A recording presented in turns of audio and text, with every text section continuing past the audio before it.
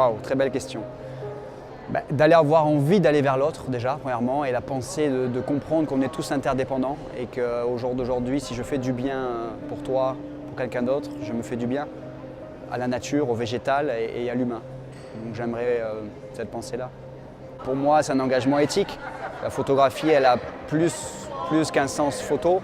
C'est un engagement personnel, une manière de vivre, donc ça commence par la pensée. La pensée est créatrice.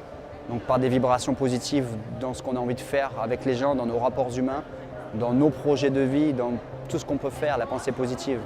Ça commence par là, par la manière de consommer, très important. Aujourd'hui on oublie et de se détacher de ce matériel, cet conditionnement qu'on nous a mis de vouloir posséder les choses. Alors pour moi c'est le faire ensemble dans l'entraide.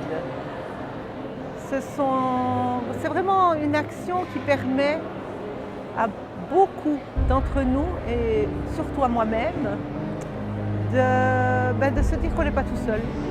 Et qu'avec l'autre, on peut encore faire un pas de plus. Et qu'avec d'autres ES, on peut encore faire beaucoup de pas aussi. Bon, au quotidien, c'est vrai que déjà avec mes enfants, on était dans l'entraide et dans le faire ensemble, bien entendu.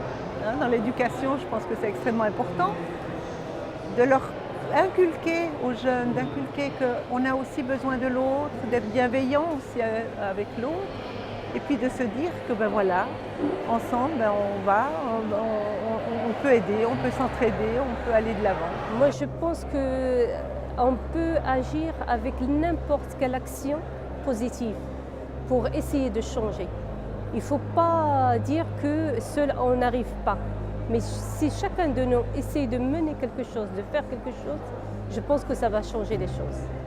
Je suis très touchée par ce qui arrive aux enfants et j'ai l'intime conviction que quand on est plein d'empathie, plein de curiosité, plein de générosité. D'ailleurs, toutes les études qui existent le montrent. Et j'ai vraiment à cœur que ces enfants et ces adultes qui seront puissent grandir en gardant toujours ce cœur d'enfant. Et que chacun puisse aller en fait, dans sa pleine liberté, là où son cœur le porte, là où le plus profond de lui l'entraîne. C'est vraiment mon vœu pour le monde.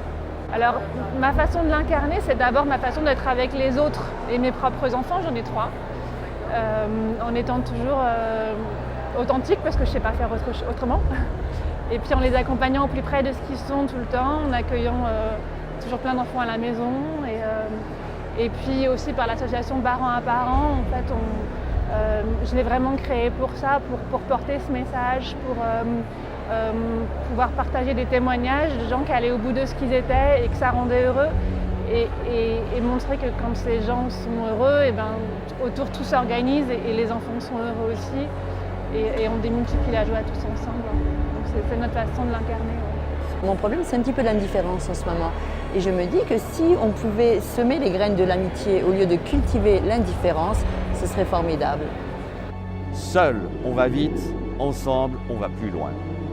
Et pour moi, c'est vraiment très significatif parce que on est dans un monde qui a été gouverné pendant plusieurs siècles par la compétition et il faut revenir à des vraies valeurs de collaboration.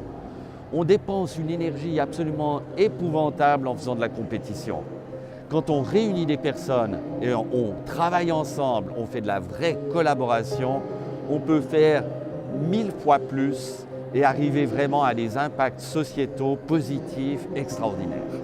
Donc c'est mon mot du jour, ensemble, on va plus loin. L'humanité. L'humanité, c'est l'aide. L'aide, c'est la vie. Et c'est le bien. Le bien, ça fait partie de ma vie.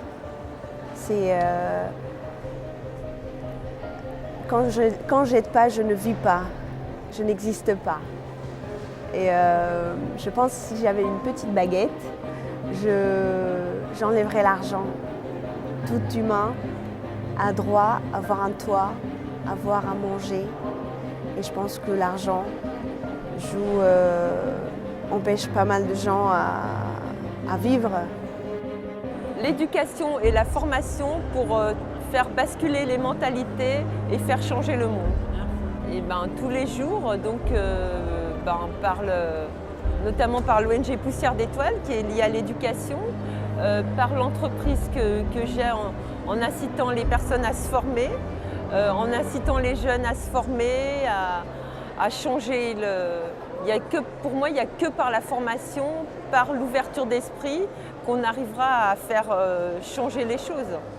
Je sais qu'actuellement, il y a plus de 60 millions de réfugiés dans le monde et ma pensée, c'est qu'ils aient un toit digne, safe, dans un avenir très proche, ce soir. Alors j'ai une association qui fait des maisons, des abris à base de bambou. Les maisons sont des yurts et c'est du durable car c'est fait à base de bambou. Le bambou fait vivre des fermiers, il aide à diminuer les taux de CO2 sur cette planète. C'est dans le positif et je pense qu'il y a beaucoup, si on y met les moyens, on peut faire beaucoup pour aider ces réfugiés et l'humanité à vivre décemment en sécurité. C'est en partageant qu'on arrive à la richesse, la vraie richesse. Ce n'est pas une richesse qui a un rapport avec de l'argent, mais une richesse de sentiments, de joie, de bonheur. Voilà.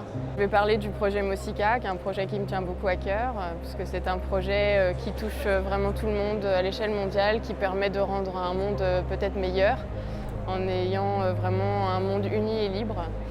Donc voilà, c'est quelque chose qui me tient à cœur. Pour ceux qui ne connaissent pas, le Mosika est un projet pour un monde sans argent. Voilà. Alors, pour être uni et libre, pour moi, il faut déjà éveiller sa conscience. Il faut voir la bienveillance et être bienveillant soi-même. Partager des choses avec les gens, être toujours dans les actions, dans les choses qu'on peut faire pour les personnes justement et pour leur apporter du bien-être, pour leur apporter tout ce qu'on peut leur apporter. Et moi notamment le bien-être en tant qu'esthéticienne. Et voilà, c'est quelque chose qui paraît important aujourd'hui dans la société où les gens sont stressés, sont épuisés par des rythmes éreintants. Moi je dirais apprenons à nous écouter pour mieux nous comprendre. Je vis en Guinée depuis 10 ans, donc à 75 km de Cancan, donc en pleine brousse. Je suis avec les populations, je partage au quotidien avec eux, avec les enfants, avec les femmes, avec la tradition guinéenne. C'est pas toujours facile parce qu'il faut apprendre à connaître les gens justement. Et en les écoutant, on les comprend mieux. Voilà, je pense que j'essaye au quotidien de mettre en application cette pensée.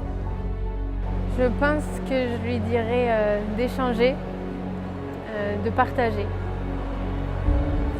J'ai appris beaucoup en partant la première fois en Afrique. Je me suis mise dans la peau d'une femme africaine, du moins j'ai essayé en vivant son quotidien. Et en fait, si on est tout seul, on ne peut pas réussir une journée entière, c'est impossible. Donc il faut aller vers les autres, échanger, partager nos connaissances, notre savoir aussi pour justement améliorer le monde. Les bonnes connaissances, elles doivent être développées, les mauvaises bien sûr doivent être stoppées. Mais je pense que c'est un échange et un partage quotidien. C'est ce qui rend aussi les êtres humains plus forts et plus heureux. Quand on voit une personne sans abri dans la rue, même si on n'a pas forcément l'envie ou le passage à l'acte de lui offrir quelque chose, on peut simplement lui dire bonjour et déjà c'est un échange et un partage qui va la rendre heureuse et nous aussi par conséquence. Alors moi je ne vis pas de mon activité associative, c'est entièrement bénévole. Je travaille dans la restauration. Et la restauration aussi, c'est un travail d'équipe et d'échange et de partage. On est obligé de travailler en synergie, sinon je pense que ça ne fonctionne pas. Donc déjà au quotidien, au travail, ça se passe comme ça, dans le partage. Et après, tous les jours, un bonjour, un sourire, un échange. Et aussi dans mon activité en tant que bénévole, je travaille beaucoup sur le participatif. Le fait d'intégrer chacun et d'échanger. Quand ça ne va pas, il faut parler. Quand ça va, on continue, mais il faut aussi le dire. C'est important.